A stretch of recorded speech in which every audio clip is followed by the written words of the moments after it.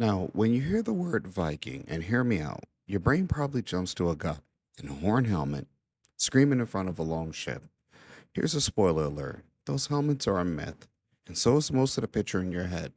The real Viking, he's standing in a muddy field, fixing a fence, staring at a patch of barley, silently praying that it ripens before the first frost hits.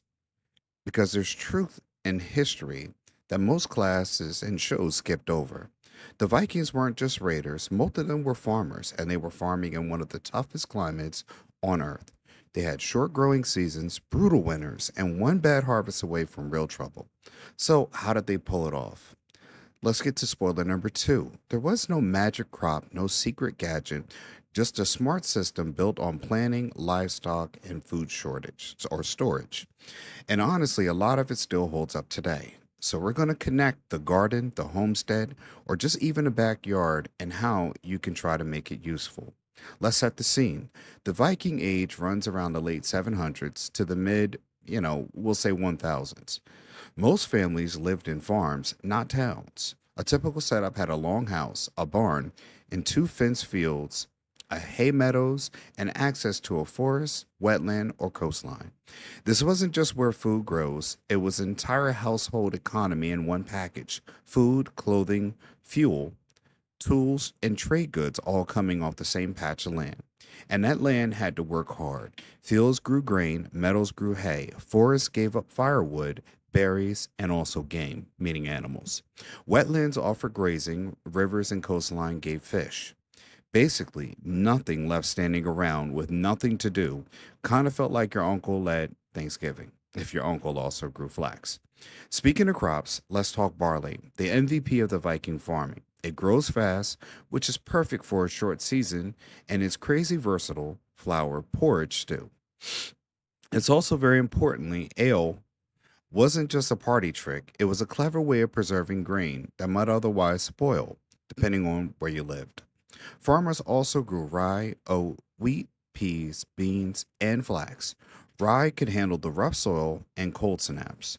Oats fed both people and animals. Peas and beans could be dried and stored for later. And flax, one of those overachievers, because it becomes linen, which means one flax field could clothe your family, thread your needles, and even help sew a sail. Multitasking, that's Viking style. Now, here's the mindset shift: the Vikings didn't separate food from everything else. A crop had to earn its spot in the ground if it couldn't feed people, feed animals, make fabric, or improve the soil. So, why bother? Now, the tools, nothing fancy here, an art for scratching open the soil pulled by oxen, plus hose rakes, sickles, and scythes, mostly made from wood and a little iron where it counted. Everything was done by hand, which means Viking farming was basically an all day gym membership, minus the smoothie bar. That's what we got now. But grain was really only half the story. The other half was livestock: cattle, sheep, goats, pigs, horses, chicken, and geese. Viking farms were basically a barnyard buffet of usefulness. Cattle gave milk, meat, hides, and manure. Sheep gave wool and milk. Goats handled the rough and rocky ground cattle couldn't. Pigs turned scraps and food forests into meat. Horses hauled and carried chickens. Geese brought eggs and feathers. Every animal paid rent, and the livestock could graze the land that was too steep, too wet, or too rocky for crops, turning grass nobody could eat into food, and materials definitely could be used. The winter was a plot twist. Every single year, once the snow hit, animals couldn't graze anymore. They needed shelter, they needed food, and food was hay, which meant hay wasn't for making, it wasn't a chore. It was practically a religion. Cut the grass at the right moment, dry it out just enough, gather it before the rain ruins everything. Too wet, and you get moldy fodder. Too little hay, and the animals starve before spring shows up. No pressure, but this is why a good hay meadow was worth just as much as a good grain field. And before the winter set in, every household faced a hard math problem. How many animals can our hay actually support if the numbers don't add up? Weaker animals were slaughtered in autumn. That sounds harsh, but it was a smart management decision, actually. Fewer mouths to feed and more meat in storage, and only the strongest animals carried into the spring. Even manure had a job. Animals kept near the longhouse produced manure that went right into the fields, keeping the soil healthy for the next season.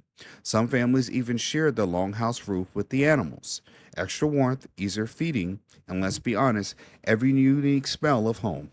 That's probably less than desirable nowadays. The whole farm worked like a loop.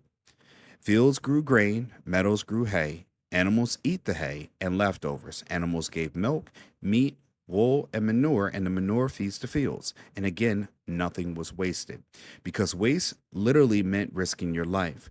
Preservation mattered just as much as production. Meat and fish were smoked, salted, dried, or fermented. Milk became butter and cheese, which is lasted way longer than a glass of milk.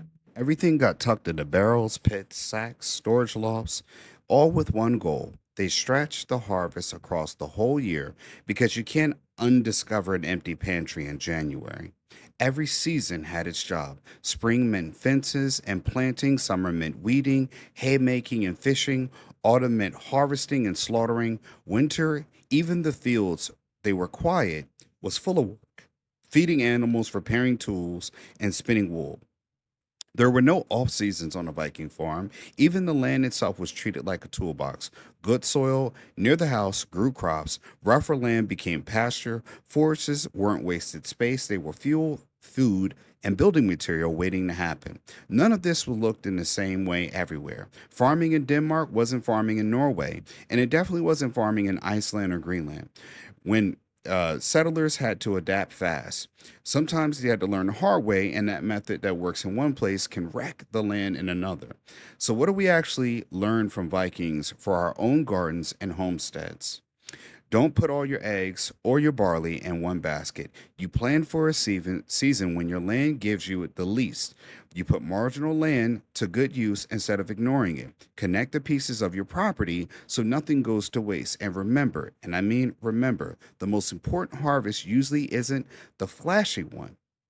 For the Vikings, wasn't just grain that saved the farm, it was hay. Because behind every long ship, every raid, every legendary voyage, every show that likes to embellish, there was a quiet, muddy field and someone making absolutely sure there was enough hay to make it to spring.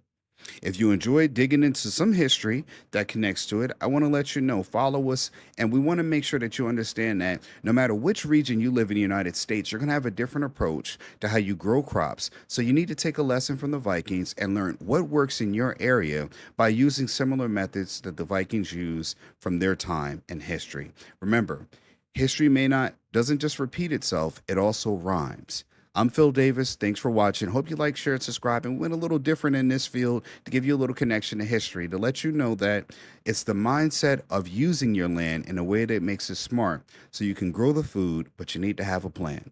I'll see you in the next one. Thanks for watching. That's it, folks. You can go to Ancestry Lands to start owning property today with payments starting at $250 a month, no credit checks, and owning land has never been easier. It's time to build your land portfolio one property at a time.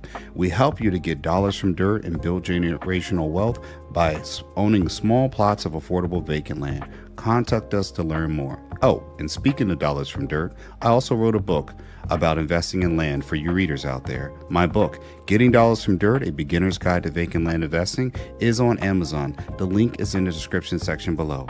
Inside, you'll learn simple, easy to read insights that will have you understanding why you should own land today. For more tips and tricks, subscribe for updates, comment below, and let us know what you enjoyed about this video. Thanks for watching, and I'll see you in the next one. And remember, like and subscribe.